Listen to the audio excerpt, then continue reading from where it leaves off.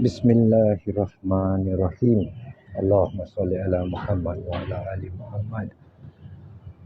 Alhamdulillah, kita jumpa lagi. Assalamualaikum warahmatullahi wabarakatuh. Ini video kedua pada hari ini. Okay, I believe semua dah mengerjakan solat asar dan sekarang waktu-waktu akhir minit-minit yang akhir sebelum masuk maghrib. Kita ada lagi almost 2 jam, 1 jam lebih untuk masuk maghrib, iaitu masuk tahun baru 1 Muharram 1445 Hijriah. Jadi ini I buat video ni sekali lagi hari ni untuk sambung video tadi tentang dosa yang kita kita selalu merasakan diri kita benar sehingga kita tidak mahu mengaku kesilapan, kesalahan dan dosa yang kita lakukan, tapi kita hanya nampak kesalahan, kesilapan dan dosa orang lain lakukan. Itu menjadi satu masalah bagi kita. Jadi the title, the caption dalam video ni, dalam live ini, saya ada tuliskan jangan nonton kalau ada sifat sombong. Kenapa letak caption seperti ini? Kerana kebanyakan sifat orang sombong tu dia tidak mahu terima kebenaran. Itu sifat orang sombong. Ada kebenaran, dia tahu itu kebenaran tapi dia tolak kebenaran. Itu sifat-sifat sombong. Yang sifat orang-orang jahiliah, orang-orang yang menentang Rasulullah dan para sahabat. Okay, itu sifat dia. Seperti Abu Sufyan dan sebagainya. Mereka tahu kebenaran tapi mereka tolak. Mereka tidak terima. Jadi dalam video ni saya akan point out hanya sedikit basic kesilapan dan kesalahan serta dosa yang kita sering lakukan. Kita tahu perkara itu satu dosa tapi kita tidak peduli akan dosa itu kerana kita tidak nampak azab. Kita belum lagi rasa azab dia, kita tak nampak dosa dia, jadi kita rasa kita selalu benar. Kita selalu rasa yang kita orang yang paling baik, orang lain yang jahat. Jadi ada beberapa dosa yang orang lain lakukan terhadap kita cuma satu, tapi kita lakukan terhadap orang tu lebih daripada apa yang dia lakukan. Ini yang biasa terjadi. Jadi sebelum saya share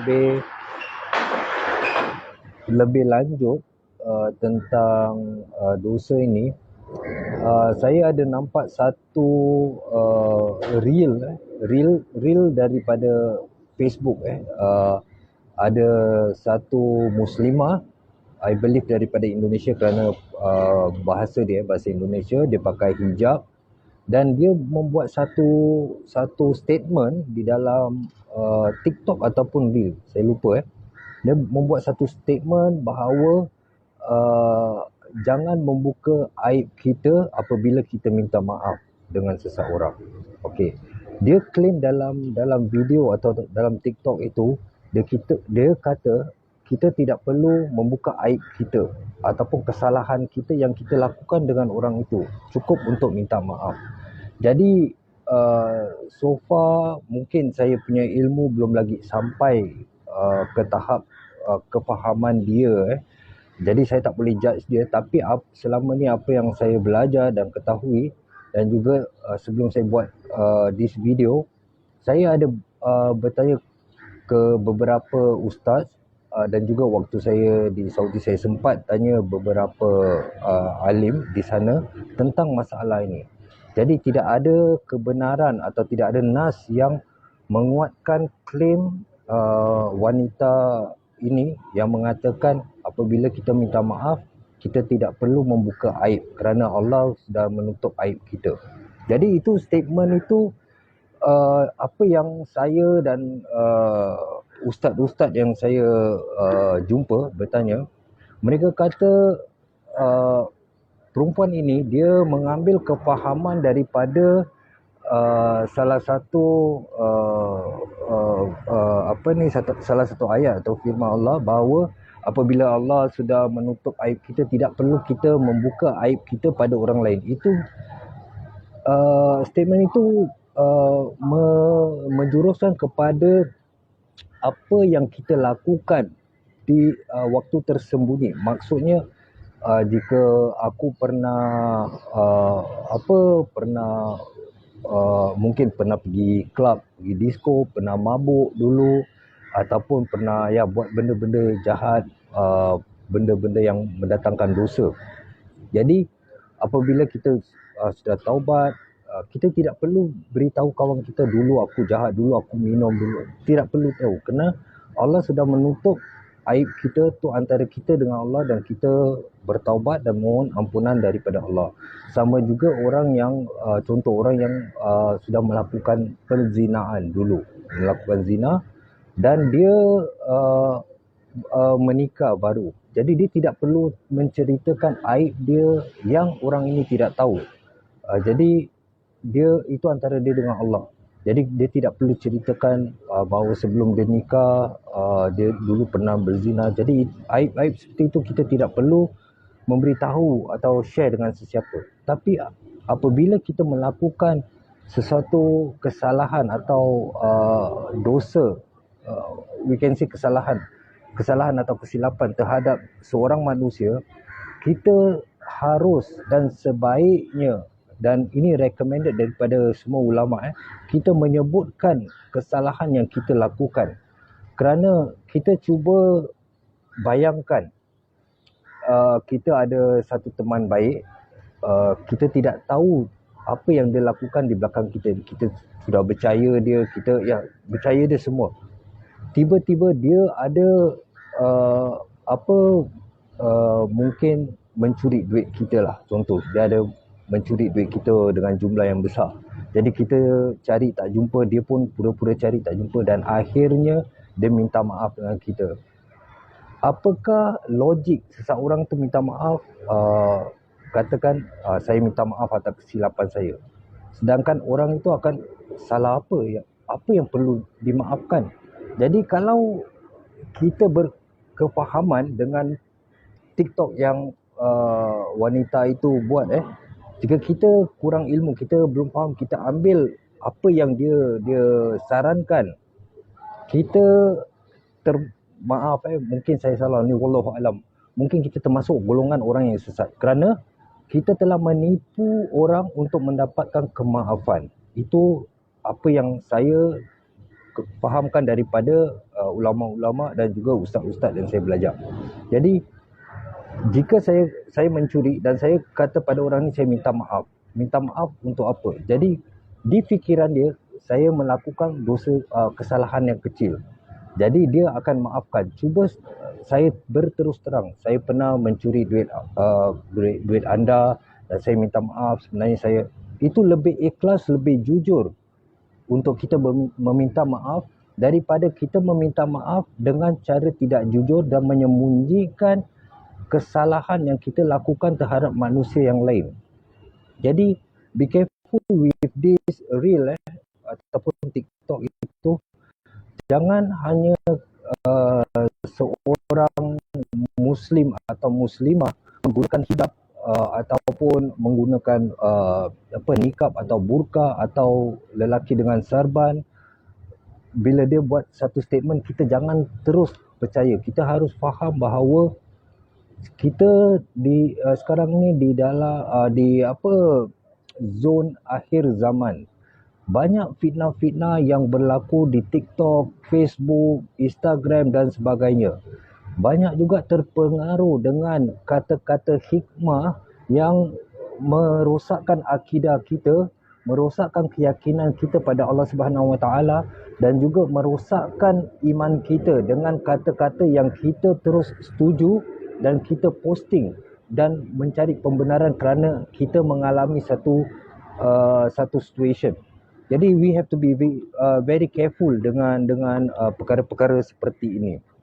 Jadi itu yang saya baru sebutkan, kita nak kena hati-hati dengan statement, apa pun statement yang kita nampak di TikTok ataupun di Facebook. Jadi jika kita membuat satu kesalahan atau kesilapan terhadap seseorang itu, kita harus berani menjadi orang yang jujur menjadi orang yang adil dan berterus terang atas kesilapan dan kesalahan yang kita lakukan untuk mendapatkan kemaafan daripada orang itu secara ikhlas. InsyaAllah bila kita terus terang dengan jujur, orang itu akan memaafkan kita dengan ikhlas. Daripada kita bersembunyi, kita tidak jujur, kita hanya meminta maaf dengan perkara-perkara yang kita lakukan secara tersembunyi, wallahu alam. Kerana pertama kita harus tahu yang kita tidak jujur. Kita cuma ambil satu kesimpulan. Very simple. Pasangan suami isteri. Jadi suami dia atau isteri dia berselingkuh sehingga melakukan zina. Tak kira lah zina mata, zina sentuhan, zina perasaan dan sebagainya. Semua termasuk golongan zina. Jadi pasangan ini akan berkata dengan pasangan dia, aku minta ampun dan maaf. Untuk apa? Kita tidak berani jujur dengan kesilapan dan kesalahan kita lakukan. Apakah itu adil dalam diri kita? Apakah kita benar-benar ikhlas meminta maaf? Ataupun kita meminta maaf sekadar meminta maaf supaya kita dapat kemaafan daripada orang yang tidak tahu apa yang kita lakukan. Jadi dosa-dosa dengan manusia yang I nak share ni, perkara apabila kita ada melakukan kesalahan atau menzolimi, apabila ada orang melakukan kesalahan terhadap kita, menzolimi kita atau menyakitkan hati kita, kita harus tahu bahawa itu sebenarnya adalah ujian dari Allah untuk kita, bukan untuk dia. Jadi ujian, kenapa saya katakan ini adalah ujian? Sekejap, minum air sekejap ya. Bismillah. Kerana ujian dia terletak di sini. Mungkin si fulan melakukan satu kesalahan atau kesilapan terhadap diri saya. Cuma satu.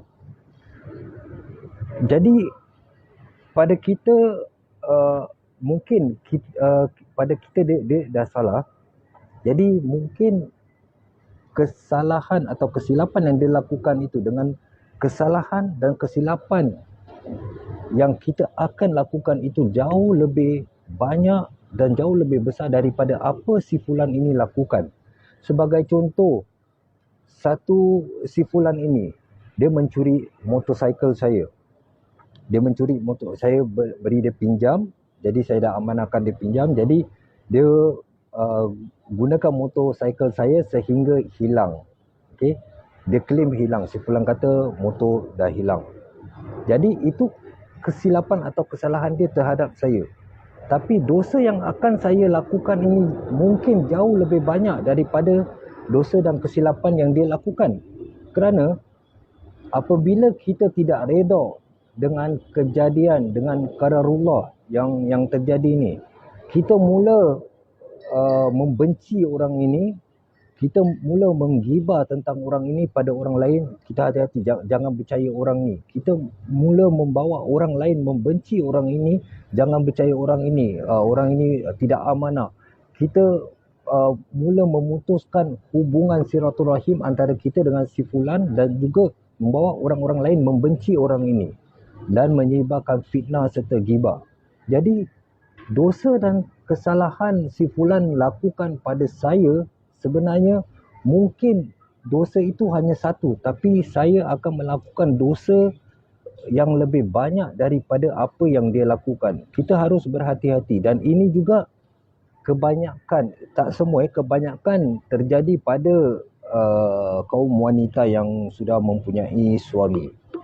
Jadi ni saya ambil sedikit cerita daripada pengalaman yang saya dengar daripada orang-orang yang inbox saya. Suami dia dituduh menikah satu lagi, tapi tanpa bukti. Ini cuma dalam pemikiran isteri itu. Jadi dia hanya berfikiran kerana mesej, dia terus percaya dengan satu mesej itu dan dia yakin mesej itu adalah bukti yang kukuh bahawa suami dia benar-benar menikah dengan lagi satu isteri. Jadi kita lihat daripada kesalahan kesilapan. Sebenarnya bukan kesalahan dan kesilapan. Jika suami dia menikah, itu adalah halal. Jadi bukan satu kesalahan, bukan satu kesilapan. Mungkin suami dia tidak berterus terang, kemungkinan. Dan juga mungkin biasanya suami kalau tidak mau berterus terang kerana isterinya orang yang belum lagi cukup ilmu agama, belum lagi cukup ilmu tentang poligami, mungkin kerana itu dia tidak terima. Tapi sekarang persoalan tentang masalah itu, suaminya sebenarnya tidak melakukan. Cuma si isteri ni berfikiran, dia hanya nampak satu mesej dan dia hanya fikir suami aku sudah nikah. Aku yakin, aku 100% yakin suami aku sudah nikah. Jadi dengan satu kesalahan atau kesilapan suami yang suami dia lakukan daripada satu perkara itu, apa yang terjadi next? Apa yang terjadi? Isterinya tidak melayani suaminya dengan baik, satu dosa. Tidak mendengar dan menerima nasihat daripada suaminya, dua dosa. Meninggikan suaranya terhadap suaminya, tiga dosa. Keluar rumah tanpa izin dan tanpa keredaan suaminya, 4 dosa. Tidak taat pada suaminya, 5 dosa. Dan dia melakukan nusyus. Jadi kita fikir daripada cerita yang pertama dan penjelasan pertama dan cerita yang saya baru sampaikan, kerana satu kesalahan atau kesilapan orang yang kita tahu, kita mungkin melakukan dosa yang lebih banyak. Jadi kita harus hati-hati. Maka kerana itu Rasulullah sallallahu alaihi wasallam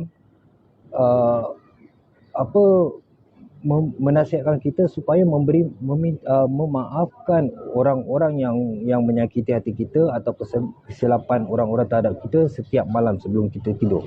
Itu sebenarnya apabila kita memaafkan orang, kita telah mengubati diri kita. Bukan kita maafkan orang itu free. Kita mengubati diri kita. Kerana apabila kita dah maafkan, kita dah tak fikir apa-apa. Kita dah tak ada sakit hati. Aku dah maafkan, dah lupakan. Tapi kalau kita kata kita dah maafkan tapi tak akan lupakan, bermakna kita punya maaf tu belum lagi ikhlas. Kita belum lagi tahu apa itu ikhlas. Jadi kita maafkan tapi kita tak lupakan. Jadi itu bukan sifat-sifat ataupun Allah Akbar, adab ataupun akhlak seorang Muslim.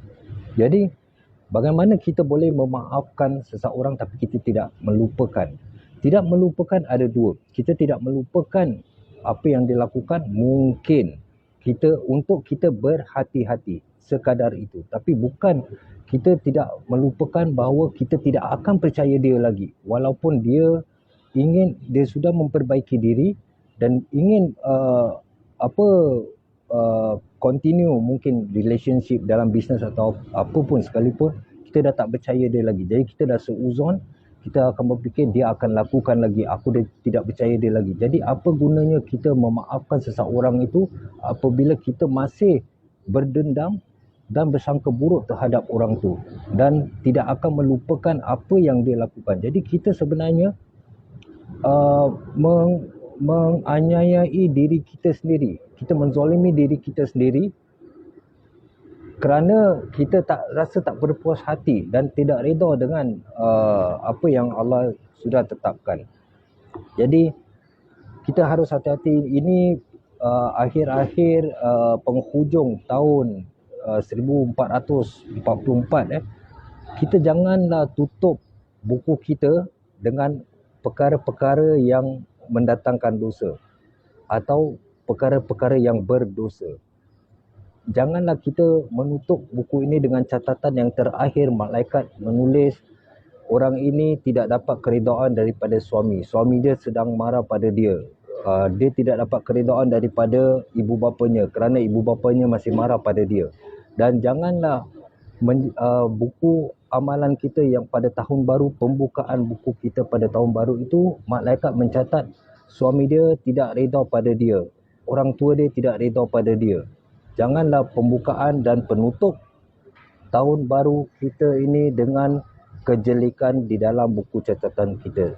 Seperti mana yang saya share tadi siang daripada apa yang Rasulullah sallallahu alaihi wasallam bersabda, apabila para malaikat naik, Allah Subhanahu wa taala akan bertanya, apakah awal dan akhir yang tertulis di dalam buku catatan. Sebenarnya Allah itu Maha mengetahui. Cuma ini Allah, dia ada sistem, dia melakukan ini untuk kita mendapat ilmu, untuk kita lebih faham. Jadi Allah akan bertanya, dan apabila pembukaan dan penutup tahun catatan kita adalah baik, maka Allah ampunkan segala dosa kita di seluruh tahun itu, melainkan dosa kita dengan manusia. Jadi janganlah buku catatan kita bermula dengan dosa dan penutup dia dengan dosa, dan kita tidak dapat ampunan daripada Allah Subhanahu Wa Taala. Dan jangan juga kita terlalu sombong, terlalu ego, merasakan diri kita sebenarnya selalu benar dan orang lain selalu salah. Jadi di sini sebelum saya mengakhiri, saya juga nak share sedikit tentang apa yang kita lakukan, ibadah-ibadah yang kita lakukan. I believe, saya percaya semua teman-teman, sahabat saya di Facebook ni tahu bahawa apabila kita lakukan ibadah tu, lakukan secara tersembunyi. Sebaiknya lakukan secara tersembunyi, dan untuk kita mendapatkan keredaan Allah. Dan kita tak perlu memberitahu sesiapa apa yang kita lakukan, kerana itu boleh menimbulkan rasa ujub dan riak di dalam diri kita. Kerana kita merasakan diri kita ni, mungkin kita rasakan diri kita ni lebih baik daripada orang lain. Padahal mungkin orang lain tu mereka melakukan ibadah lebih banyak daripada kita secara tersembunyi dan secara diam-diam. Sedangkan kita tidak tahu, dan kita tidak tahu ibadah yang mana yang Allah terima, ibadah yang kita lakukan. Jadi kenapa I share perkataan ini? Kerana ada beberapa orang yang message me. Ini bukan seuzon, ini saya tak nak sebutkan nama dia. Bukan satu orang, ada beberapa orang. Jadi saya tak nak, cuma saya harap orang-orang ini dapat dengar dan dapat nonton my live video ni, kerana ada di antara mereka message pada jam 2-3 pagi dengan message seperti Assalamualaikum, sudah bangun tahajud. Okey, jadi banyak lagi message seperti itu. Salam subuh. Ini mungkin mengingatkan, tapi kita cuba hindarkan. Okey, saya tak katakan orang ini menunjuk-nunjuk bahawa dia bangun tahajud dan dia ingin memberitahu saya untuk bangun solat tahajud. Okey, saya tak nak menuduh itu, tapi kita cuba hindarkan. Itu perkara yang tidak perlu. Jika kita dapat bangun tahajud, alhamdulillah, kita teruskan.